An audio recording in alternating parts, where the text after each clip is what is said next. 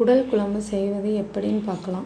4 சின்ன வெங்காயம், 1 தக்காளி, 5 பூண்டு, 1 துண்டு இஞ்சி, 1 ஸ்பூன் சீரகம், 1/2 ஸ்பூன் மிளகு எல்லாம் சேர்த்து அரைச்சிக்கலாம். ஒரு குக்கரில் எண்ணெய் ஊற்றி 1 ஸ்பூன் சோம்பு, கருவேப்பிலை போட்டு அரைச்ச விழுதை சேர்த்து, சுத்தம் பண்ண குடலையும் சேர்த்து, 1 ஸ்பூன் மஞ்சள் பொடி, தேவையான அளவு உப்பு சேர்த்து, தேவையான அளவு தண்ணி ஊற்றி மூடி வேக வச்சுக்கோங்க.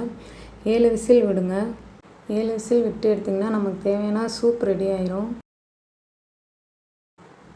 10 சின்ன வெங்காயம், 2 தக்காளி, ஸ்பைசஸ், அரை மூடி தேங்காய் எல்லாம் சேர்த்து நல்லா வதக்கி அரைச்சி எடுத்துக்கோங்க. அதே குக்கரில் எண்ணெய் ஊற்றி சின்ன வெங்காயத்தை நறுக்கி போட்டு 1 பிரிஞ்சி இலை சேர்த்து, அரைச்ச விழுது சேர்த்து, 1 டேபிள் ஸ்பூன் மட்டன் பொடி, 1 டேபிள் ஸ்பூன் காஷ்மீர் மிளகாத்தூள் சேர்த்து நல்லா எண்ணெய் பிரிஞ்சு வர அளவுக்கு வதக்குங்க. வதக்குனதுக்கப்புறம் வேக வச்ச குடலை சேர்த்து தேவையான அளவு தண்ணி, அரை உப்பு சேர்த்து விசில் விட்டு எடுத்திங்கன்னா குடல் குழம்பு ரெடி.